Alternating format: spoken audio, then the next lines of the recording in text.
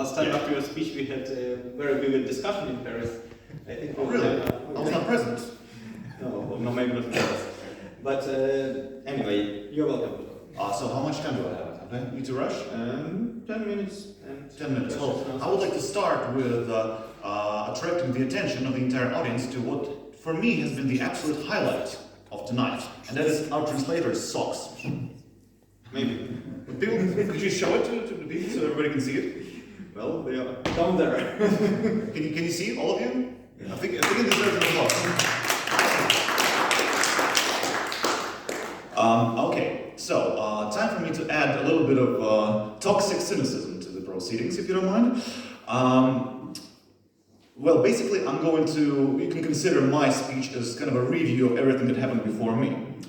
Now, a lot of people today said that the situation that happened in Germany after World War II, or maybe even Italy or Japan, can be applicable to what's going to be happening to Russia after Russia's hopefully inevitable defeat in the current war. Now, my opinion, by the way, I forgot to say, Slava Ukraini. Героям слава. I'm Israel High. So, I don't think that the situation with Germany can really be applied to Russia, and I don't think so for quite a few reasons. And I would like to list those reasons. I think that you can just not compare those situations. When you take Germany, you have a country that already had experience in democracy with the Weimar Republic. And you have a country that at least tried to conduct a revolution during the so-called golden age of European revolutions in 1948 and 1949. Even though it failed, at least it was moving in the same direction as other European and Western European countries. Russia just skipped that whole period, essentially, of those golden age of revolutions. Another important thing that everybody ignores when trying to compare Russia to the rest of Europe is the fact that Russia has been, was at least, probably still is in many ways, spoiled by the Orthodox Christianity and the Orthodox Church of Russia, which has been having its, Orthodox Church brings with it the influence of the Byzantine Empire with its corruption and its underlying intrigues. And that's exactly what has been spoiling Russia ever since. We still feel that legacy, and I don't believe that you can actually expect Russians to get democratized all that easily or ever in many ways. Then, apart from the Russian Orthodox Church, today we also feel the influence of another authoritarian religion, and that is Islam. The Islamic regions in the south are apparently quite influential lately. Now, sorry, I'm going to be looking at the plan once in a while. Russians as human beings, and when I say Russians, by the way, I need to make it clear, I mean everybody who lives in the territory of the Russian Federation. I don't believe in the whole concept of good guys and bad guys being occupied by, good guys being occupied by bad guys, because at this point, and we have to face it, pretty much everybody, every ethnicity, every group, every religious or whatever group who lives in the territory of the Russian Federation acknowledges the legitimacy of Vladimir Putin and the Kremlin. That's sad facts of life. Another thing that forms this kind of mentality is the fact that Russians are on an everyday basis surrounded by the culture that forms authoritarian thinking. And I'm talking about pretty much all the Russian culture, from Pushkin to Dostoevsky, to Bulgakov, to movies about World War II, which are among the most beloved movies in Russia, sadly, and they're pure imperialist and militarist propaganda, to the music. And believe me, Russian music sucks, if somebody here hasn't listened to it. But it's also creating the kind of mentality of people who are at the same time rude and ready to attack everybody else who doesn't think the same way they do. They want to impose their thinking, their imperialism and authoritarian thinking upon everybody they meet. Now, it's also funny that people who are called Russian opposition, especially as we mentioned today by some people in the West and politicians in the West, are actually completely authoritarian in their nature and in the way they build their projects, be it parties, be it social movements, be it media.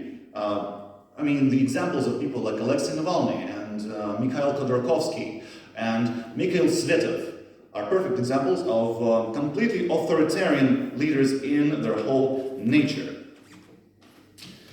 Now, that's exactly why the so-called denazification will not, in my opinion, work on the Russian people. Because with Germans, you could just take away their certain institutions and leave them as Germans, because once again they had Weimar right before the Nazi Germany. With the Russians, in my opinion, you need to take this very thing that forms them as the nationalist imperialists that they are. You need to take away their Russianness. The very Russianness that forms their mentality. Because that is the reason for all the troubles we're facing right now. Now, I do understand it might be a kind of a controversial idea, but I have to voice it because in my opinion that is true. And if we talk about how this can be implemented and done, I do realize that probably I'm going to be getting quite a lot of rotten tomatoes and eggs after saying all of this, but I still need to voice this stuff. The moderator can always tell me to shut the fuck up if I'm saying something that is too controversial. So, first of all, the Orthodox Christianity has to go. I'm not talking about the whole world, although personally I hate all religions. But the Orthodox Christianity for the Russian people and the Russian Orthodox Church need to be banned as, well, how do they ban stuff now? Extremist organizations? You can do it like this. Now, another important and probably even bigger religion in Russia at this point, even though not historically, is the cult of the Soviet victory in World War II. And that is what needs to be discredited completely. Russians need to learn the sad facts about their activities in World War II. So if we actually imagine the situation when Russia is militarily occupied by the Western powers, then we need to re-educate Russians about World War II. We need them to see all the horrors that the Red Army created in World War II, be it mass rapes of German women, be it the fact that it was Russia who created both North Korea, the East Germany, the Polish People's Republic, Czechoslovakia, Bulgaria, Romania, so on. And they also need to know about the key role that the Red Army played in the creation of Maoist China, which was the bloodiest regime of the 20th century. Russian culture. This great Russian culture that creates so much enthusiasm, so much, sorry to say, masturbation in the West. I mean, all those plays that the Chekhov's plays that they're staging all the time, all those books by Dostoevsky they read with such enthusiasm. Well, they should stop reading those pieces of shit. But fundamentally, for Russians themselves, this culture needs to be discredited. If they study this stuff at school, they need to study it under the sauce of how bad this stuff is and how it has been spoiling the life of both Russians and the people they were influencing for hundreds of years. The same should concern all the Russian history.